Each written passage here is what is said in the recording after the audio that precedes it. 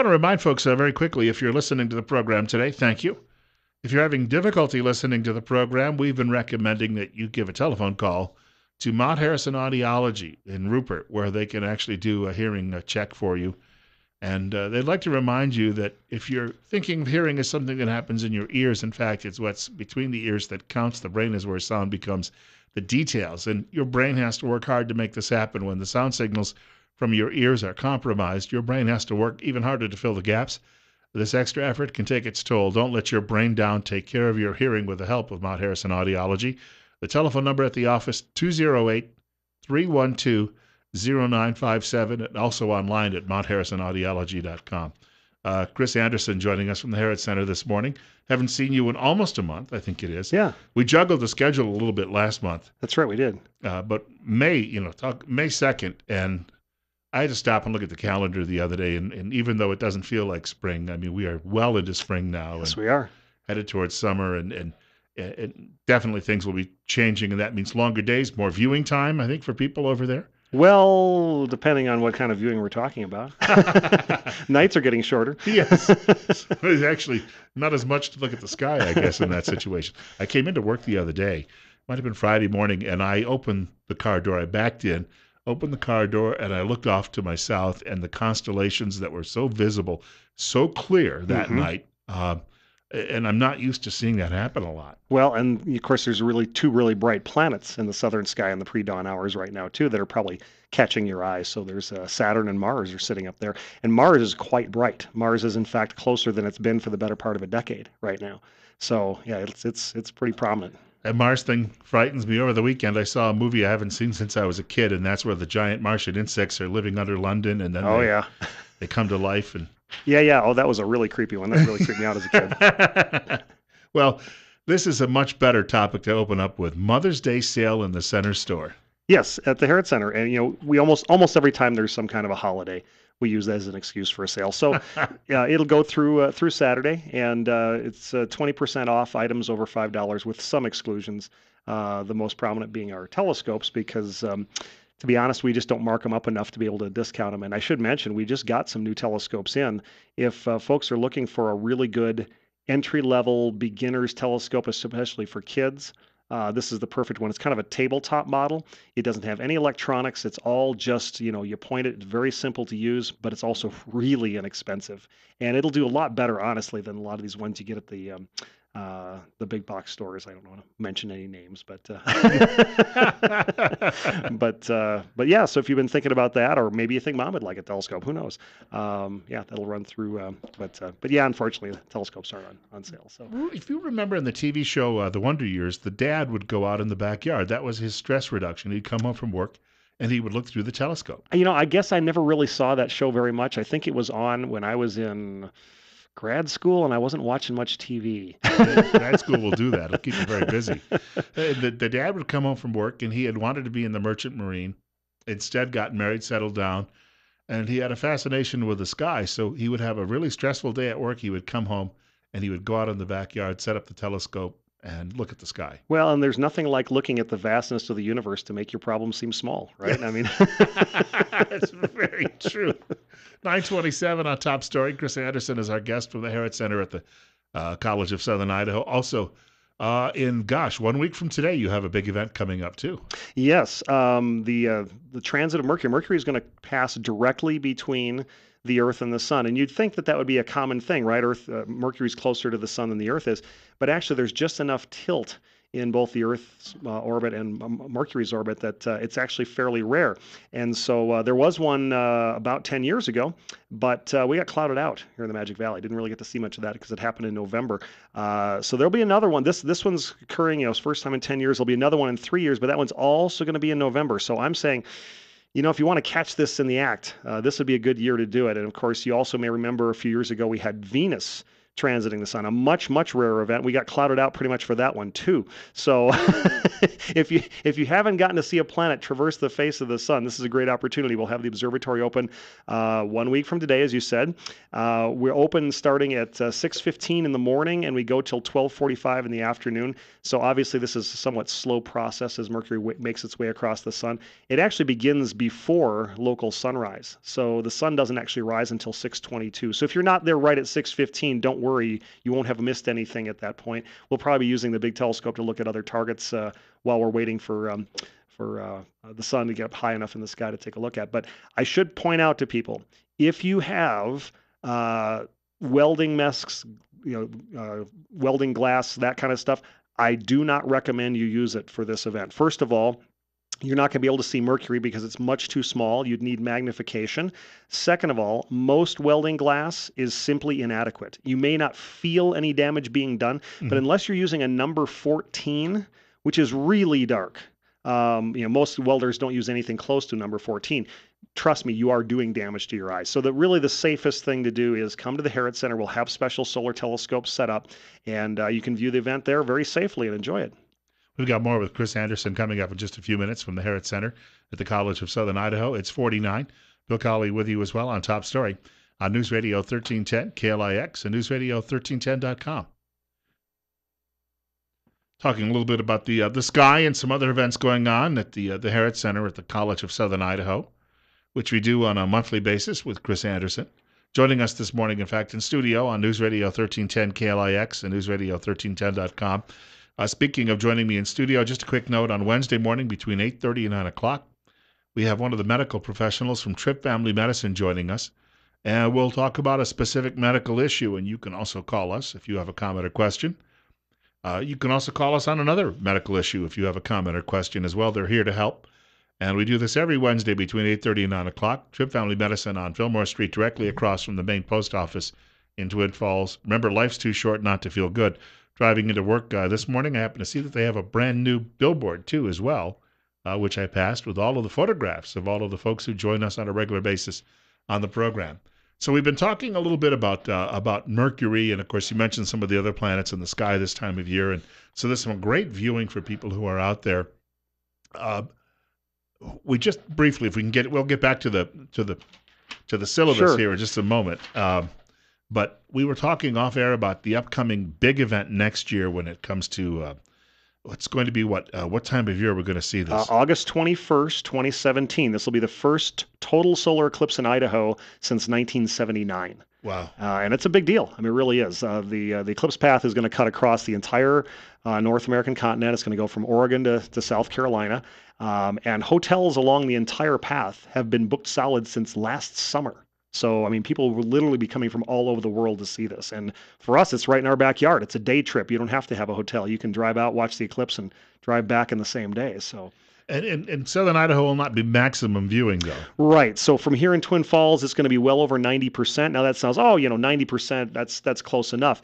But really, there's a world of difference between what you'll see seeing partial phases like you will in here in Twin Falls and seeing totality. It's just it's really, you can't compare the two. I hesitate to say it's night and day, but literally it will get dark in the middle of the day during the middle of the eclipse.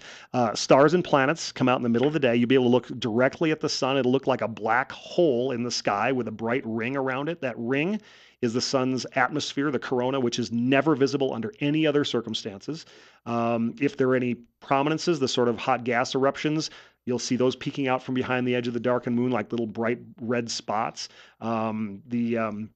You'll be able to see what are called shadow bands, which if you look at any sort of uniform light-colored surface, it'll almost look like you're looking underwater. You'll see these kind of rippling effect going on. Of course, the partial phases are also visible from the path of totality in both preceding and following totality. So it's not just this 2 minutes of totality. Mm-hmm. It's several hours of the total event.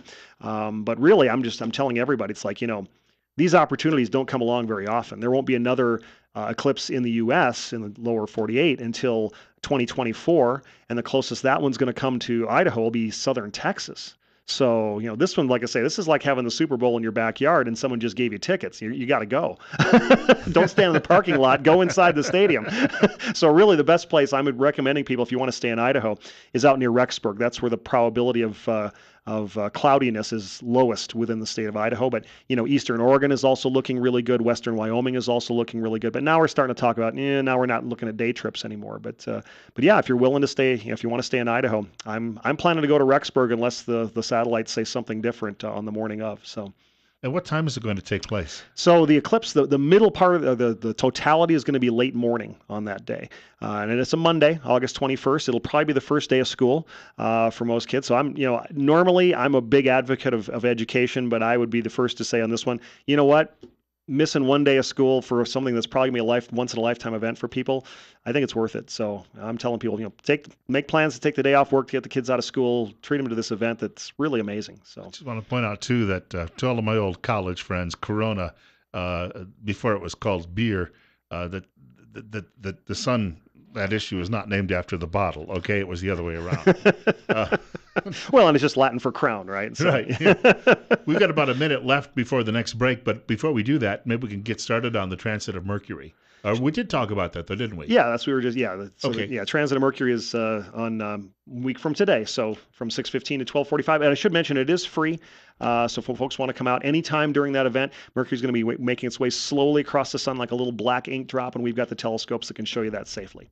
We will get to this in the next segment. We've got a number of things still to talk about, but primitive skills classes, this is a little bit like all those reality TV shows lately with... Oh, yeah, like, Bear Grylls and all these other guys that go out and try to survive in the wild. It's like, just bring a Bic lighter, guys. But no, this is really a lot of fun. We've got three primitive skills classes coming up this summer. They'll start next month.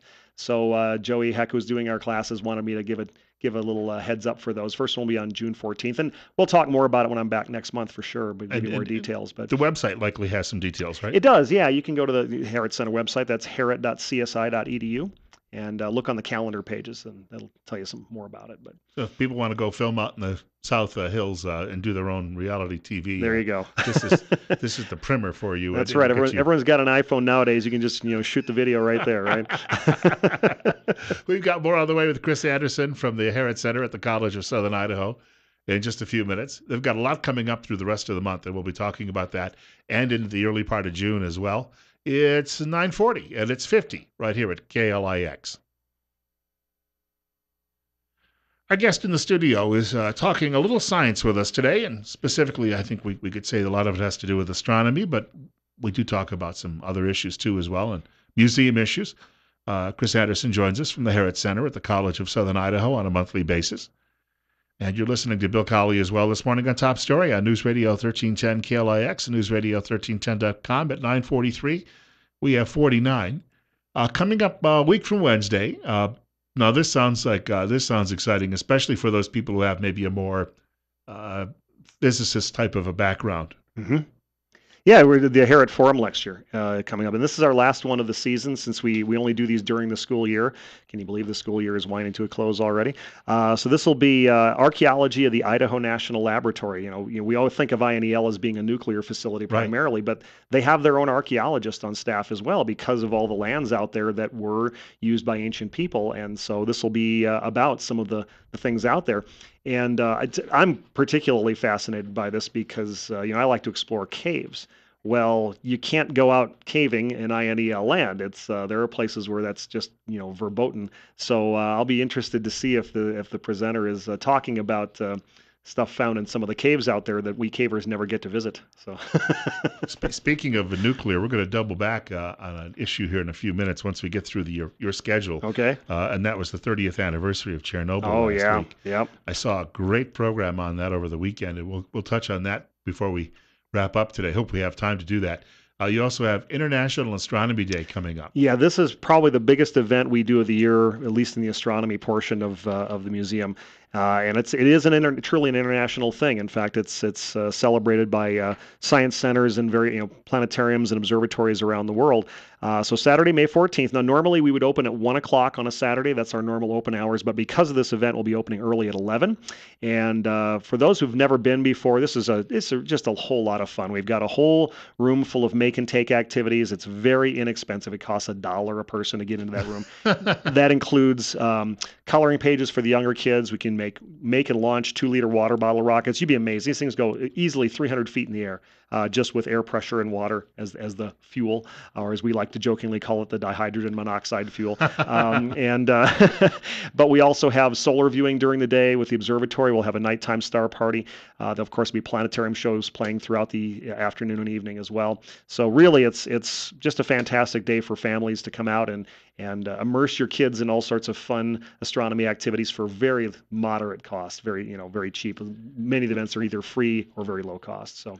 Speaking of solar, in just about a month, summer solar sessions begin. What exactly is that? Well, so every Wednesday afternoon between Memorial Day and Labor Day, we just open up the observatory for viewing the sun. And we've got special solar telescopes. And, the sun is quite active and quite variable. So you can actually see these sunspots that are on the face of the sun. You can see these eruptions of hot gas coming off the sun, known as solar prominences. But the fun thing, too, is that with the big telescope, the big 24-inch telescope, because it's computer controlled, we can actually pick out a few bright stars and planets, even in bright daylight, even in the daytime. So we go from 1:30 to 3:30 every Wednesday afternoon. There's no charge for that. So we tell people, hey, you can come out. We usually have planetarium shows going on the afternoons after Memorial Day on Wednesday afternoons as well. So you can catch a planetarium show, walk around the museum, come up to the observatory, really just make a whole afternoon of it, and really see a lot and do a lot for very little. So there was a fellow writing a column. I forgot what newspaper. I read it in a few weeks ago, and a scientist, and he complimented some of the candidates for president this year for at least bringing up the subject of electromagnetic pulse weapons. But then he went on to say, now this is highly unlikely that we'll ever actually see this, but he said what they should be paying attention to is that every once in a while the sun spits. Oh, yeah. And we end up with something that's pretty much akin to that EMP. Oh, yeah. There was an event back in the 1800s called the Carrington event that most people agree that if that were to happen again today, it would have a devastating effect on our electronic infrastructure, largely because most of our power lines are exposed and above ground. And as basically the sun is spitting electrical current. So as these charged particles come flying along, they're looking for any conductor that they can get their way into. Well, that's the power lines, and it can cause a huge power surge. And unfortunately, right now, a surge like that could take out hundreds, if not thousands, of transformers. We have no ability to replace those in a timely fashion. We could be looking at thousands, hundreds of thousands, even millions of people in this country being without electrical power for weeks or even months at a time. Now, imagine if that hits in the middle of a winter time, for example. You could be talking massive loss of life, people without heat, people without the ability to store food. I mean, it could be a real mess. And we don't know how likely a Carrington event is to occur again. But, the 1800s was a week ago Tuesday in astronomical terms. So luckily lately we've had relatively weak solar cycles, but who's to say that sometime in the near future we couldn't have another strong solar cycle and possibly an event like that. And we're really not prepared for it at the moment. You may have been the one who told me this too. In fact, at one point that, when it comes to these transformers, it's not like spares are sitting on shelves. That's right. You have to go build them. That's right. And we don't have a big manufacturing capability to replace those transformers quickly. We simply don't. They last a really long time. There's not a lot of, the market supply and demand, right? There's not a lot of demand, therefore there's not a lot of supply available. And we'd have to really ramp up quickly to try to start manufacturing these things much faster than they currently are being manufactured. I went to a big box store the other day, and you see all the gas grills are out already, and there's dozens of them and dozens of lawnmowers. That's because there's a demand. But again, that's the point, is you do not find these things in a similar fashion. Yep. So, if something like that happens, the people who are going to be in good position are the ones who have home generators, who are off the grid, whatever. Because the grid is going to be vulnerable. It really is. How about my little power strip at home? That probably won't save you. I had a few of those that I picked up recently. And then we have on June 4th, Hagerman Fossil Bed Star Party. Yeah, so this is something we started a couple years ago. Of course, we've always had our star parties out at Pomerel Ski Mountain every summer. We've done it out at City of Rocks as well. And just a couple years ago, we decided to add Hagerman into the mix. And so, yeah, we have Saturday, June 4th, we'll have our telescopes out at Hagerman Fossil Beds. Now, if you're familiar with the visitor center there down in town, that's not where we do the nighttime event because, of course, we're surrounded by city lights. So we go up on the bluff. So if you're familiar with the Oregon Trail overlook up on the bluff there, that's where we set up the telescopes, and it's a really good place to do some stargazing. Get some nice dark conditions up there. A little bit of light coming up from the valley, but not at all bad. And we've had some really good star parties out there the last couple of years, and so yeah, we're going to do it again Saturday, June 4th. So there will be some daytime activities down at the visitor center. We'll have a solar telescope set up, and there's some make and take stuff for hands-on stuff for the kids down there, and then there'll be a little orientation talk. About what to expect in the sky for that night, and then we all go up with the big scopes, and there's no charge for it. Just folks can just come on up, and we usually go till midnight or later if the skies are clear, and it should be a lot of fun. A friend of mine always marvels. He's in the watermelon business down in the south. And he always marvels at Hagerman that they grow watermelons at this yes. this far north. He just can't believe it happens. Sure. Well, you've got those nice dark south-facing canyon walls. Boy, they soak up a lot of heat, and they gotta do something with it after the sun goes down. So they release it back into the air. And yeah, if you watch the weather forecast, you'll almost always see in the summer months that Hagerman's temperatures are always a few degrees higher than everywhere else around the valley. And of course, it's true during the winter as well. So. Talking a little bit about that, we mentioned earlier the nuclear laboratory. 30 years ago, last week was the Chernobyl accident. Right. Time has really flown by for those of us who think that life's too short. But I watched a documentary over the weekend about a film crew that went in there. Yeah. And what they found was absolutely stunning and amazing when it comes to wildlife. And some people still live there that decided not to leave and seem to be doing just fine. Yeah, I mean, there is still considered the exclusion zone, but there are people who are, I'm not sure if they're actually in the exclusion zone or just in the immediate vicinity of it. But yeah, I mean, they're probably, greatly increasing their risk of cancers and things like that. But, we had the same thing with Mount St. Helens went off. There were folks who were warned and they decided to stay anyway. And at least a few of them lost their lives in the process. So, sometimes you just can't tell people, but yeah, it's. Well, my brother lived near there for a number of years, and cancer killed him, and he always thought that perhaps was related to it. And his job took him to that area for a number of years, and then he came down with a cancer that was unfamiliar in our family whatsoever. But a lot of people may be still surviving because genetically, let's face it, we're all different. Yeah, true. Yep. And it's not all radiation is created equal either. I mean, there was a lot of concern with Fukushima. People are saying, oh, it's going to come across the Pacific. Well, a lot of those radioactive isotopes had such a short half-life that as nasty as they were in the vicinity of Fukushima, they didn't last long enough to make the journey across the Pacific Ocean. Now, there are other more longer lasting isotopes as well. But like I say, not all isotopes are created equal. Some of them have a much shorter lifespan than others, and so you can't just say radiation and expect it all behaves the same way. So Fukushima looks really small compared to Chernobyl. Oh yeah, well, and of course it was the nature of the accident was very different. The Russians had a very different style of making reactors than the way the Americans and mostly the West did. The Western idea is that you put it inside of a containment vessel, and the idea there is that if you have a leak, it holds the radiation in. The bad side is if the pressure builds up inside because of the cooling systems failing, eventually becomes like a pressure cooker bomb, and that's what happened at Fukushima. Or 3 Mile Island. 3 Mile Island had a containment vessel, so it was able to keep the stuff in without there being the big steam explosion like occurred at Fukushima. Chernobyl, there was essentially no containment vessel, so when it started leaking, that material just went out into the atmosphere almost unabated, and so you can argue it both ways. You can say, well, if we don't have a containment vessel, then you can't possibly have that sort of steam explosion if the cooling systems fail. On the other hand, if you could say, well, with a containment vessel, if we could at least keep it from building up that pressure, then we can contain the radiation as well. So it's, you could argue either way as which is the better way to go. We've had failures of both, so maybe neither one is better than the other.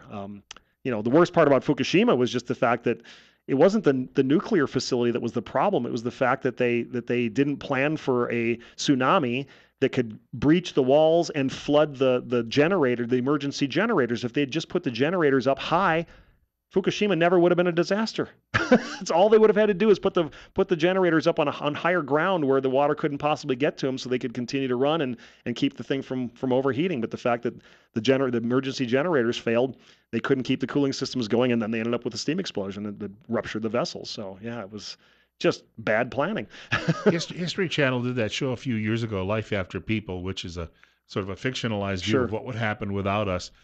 We're seeing that in the Chernobyl area, though, because there's been a huge uptick in the wildlife that now occupies the area. Yep. And then, of course, you've probably seen the famous photographs of the amusement park there that was just about to open when that occurred, and now it looks like a forest. I mean, it's all overrun with trees and plants and everything else that are just growing along with no humans to keep them in check. So yeah, that's the paratrooper still has the yellow cars that sit there. Yeah. I noticed that in the what I was watching over the weekend, and these animals obviously are exposed to the radiation, but a lot of them simply have found that it's a great place to reproduce because there's no one disturbing them. Yeah.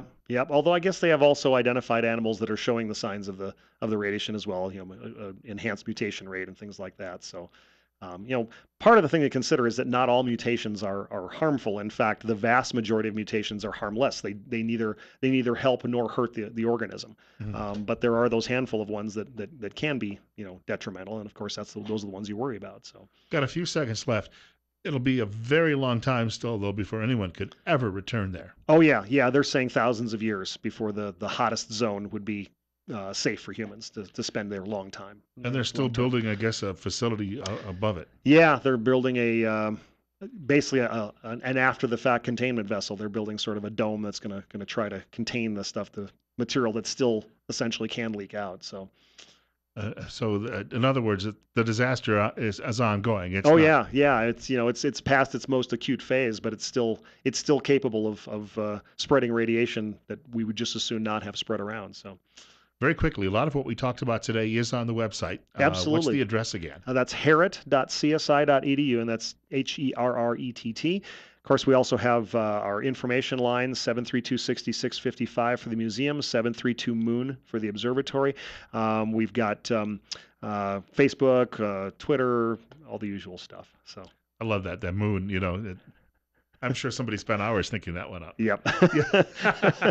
Just called the phone company and said, "Is that available?" Thank you. I want to thank Chris Anderson for joining us from the Herret Center this morning. I do want to mention tomorrow, Roger Morley is going to be on the air with us. He's an incumbent running in a primary, though he's got a challenger for Jerome County Commissioner. He's scheduled to join us just after 9 o'clock news tomorrow. Bill Colley with you as well on Top Story, and God willing, that the creek don't rise. I get to do this all over again tomorrow morning between 8 and 10 o'clock.